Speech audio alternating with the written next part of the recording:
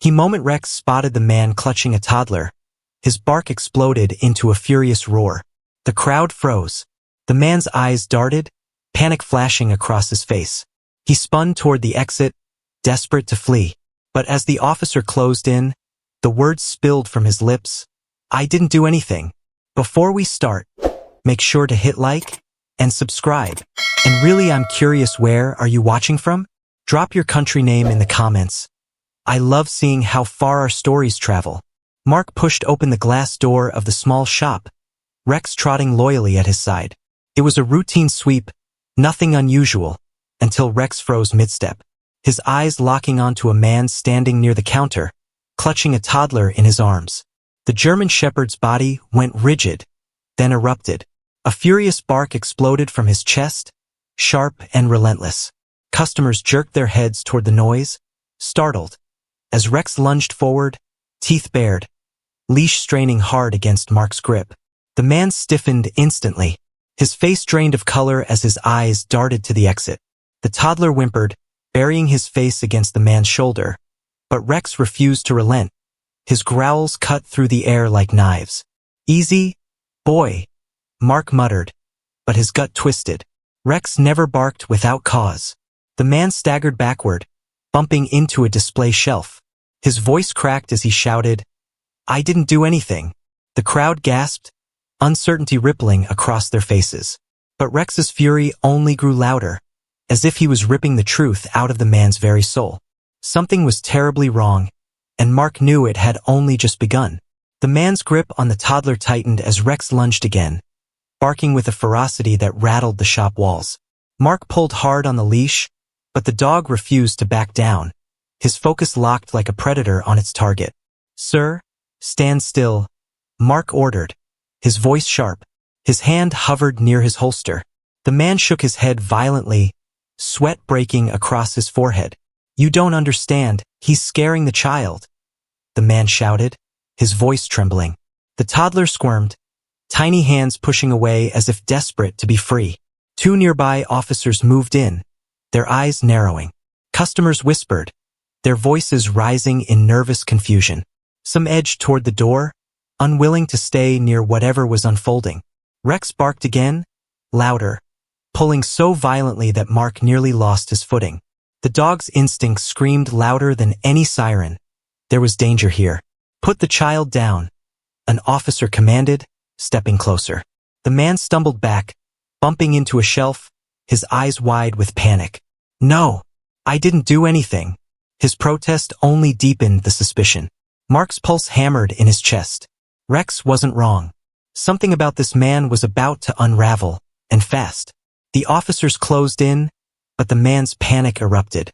"Back off," he snapped, clutching the toddler tighter. His voice cracked with fear, but his eyes burned with defiance. "Sir, cooperate," Mark warned, steady but firm. "Put the child down, and everything will be fine." "I told you, I've done nothing wrong," the man shouted, edging toward the exit. His knuckles whitened around the toddler's shirt, the child now crying softly, tiny sobs piercing the tense silence. Rex's growl deepened, vibrating through the floor. He lunged again, barking so furiously that shelves rattled. The dog's instincts were undeniable. Something was hidden, something dangerous. Another officer blocked the doorway. "End this now," he commanded. The man froze, chest heaving, eyes darting between escape and surrender. But instead of yielding, he lashed out. "You people think I'm a criminal? You're wasting your time." His voice shook, but his hands trembled more, betraying him. Mark studied him closely. The shifting eyes, the nervous sweat, the erratic breaths, everything screamed guilt. He didn't know what this man was hiding, but he was certain of one thing. Rex wasn't barking at nothing, and if they didn't act fast, that toddler's life might be in danger. The tension snapped when one officer reached forward, gently but firmly pulling the toddler out of the man's arms. The child clung to the rescuer instantly, face streaked with tears, eyes wide with unspoken fear. Rex didn't calm. He surged forward, nose darting toward the man's duffel bag resting near the counter. His barks grew sharper, his paws scraping the floor as if demanding the bag be opened. Mark gestured quickly. Check it. An officer unzipped the bag. Silence fell as he pulled out forged identification cards. Different names, different faces. A second search uncovered a bundle of strange keys and an unmarked cell phone. Its battery removed. The man's face drained of color. "That's not mine," he yelled, but his trembling voice betrayed him. Rex barked again, circling tighter, his teeth bared. The German shepherd's focus was unshakable. The toddler, now clinging to an officer's shoulder, whispered softly, words that sent chills through Mark's veins. "He takes kids. He said we can't go home." The shop went dead quiet. Passengers outside pressed closer, shock spreading like wildfire. Mark's fists clenched. The truth was breaking open, and Rex had just ripped the first layer away. The man's mask finally shattered. His calm facade twisted into desperation as he lunged toward the bag, trying to snatch it back. Rex exploded forward, teeth flashing, forcing him to stumble against the counter. Officers restrained him instantly, but his fight was wild, fueled by panic. "Hold him," Mark barked, tightening Rex's leash as the dog snarled, snapping inches from the man's sleeve. In the struggle, something slipped from the man's jacket pocket. A small metal device, blinking faintly. One officer scooped it up, eyes widening. "This isn't just electronics. It's a tracker." Gasps rippled through the shop. The officers exchanged grim looks.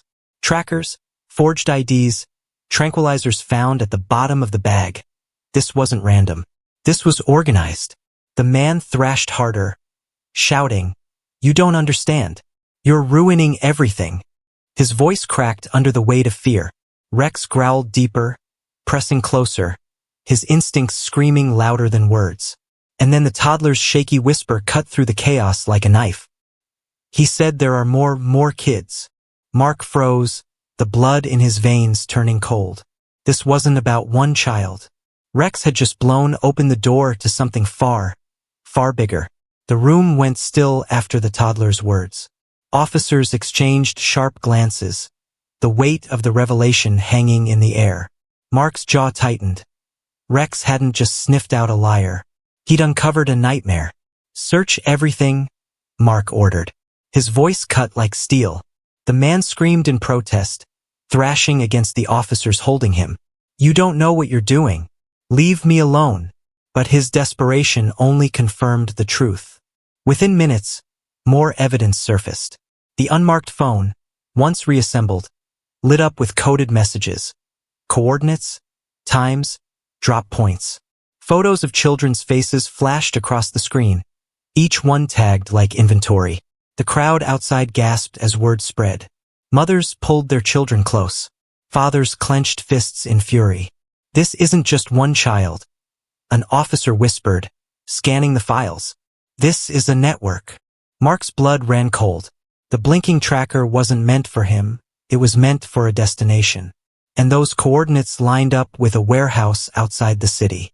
Rex paced in circles, growling low, as if urging them to move. 28 children. That's what the files suggested. 28 innocent lives waiting in the dark. The clock had already started ticking. Night fell fast as the convoy of police vans and SWAT trucks roared toward the warehouse on the city's edge. Inside one of the vans, Rex paced, ears sharp, restless with anticipation. He knew the hunt wasn't over. The team fanned out silently, weapons drawn, flashlights slicing through the dark. The warehouse loomed like a tomb, its windows blacked out, its doors chained. But Rex's low growl guided them straight to a side entrance. Bolt cutters snapped the chain, and the officers surged inside. The stench of damp concrete and fear filled the air. Then soft cries. Faint, trembling. "Children," Mark whispered, his heart racing. Rex darted forward, nose to the ground, leading them past crates and rusted machinery. His barks echoed, urgent and sharp, until they reached a row of locked doors. Officers battered them open one by one. And there they were, tiny faces, wide eyes glistening with tears. 28 children, huddled together in the dark, their sobs breaking the silence as officers lifted them into safety. Rex barked triumphantly, tail rigid, eyes blazing. He had led them here. He had saved them. Mark exhaled, the weight lifting at last. We've got them all. The warehouse that once held fear now echoed with cries of relief. Officers carried children out into the night, wrapping them in blankets, whispering, "You're safe now." Parents who had been waiting at the scene rushed forward, collapsing in tears as they embraced their missing sons and daughters. Mark stood back, watching the reunions with a lump in his throat. Rex sat beside him, chest rising and falling, his ears still alert but his tail slowly wagging. The dog's fur was damp with sweat and dust, yet his eyes burned with quiet pride. A small hand tugged at Mark's sleeve. It was the same toddler from the shop, now safe in his mother's arms. The child leaned down, wrapping tiny arms around Rex's neck. "Good dog," the little voice whispered. Mark swallowed hard, blinking away the sting in his eyes. Rex hadn't just found evidence. He had given 28 families their lives back. Rex hadn't just barked. He had uncovered a nightmare and turned it into a miracle. 28 children were saved because one K9 refused to stay silent. Heroes don't always wear uniforms. Sometimes they walk on four paws. If this story moved you, like, share, and subscribe for more incredible tales.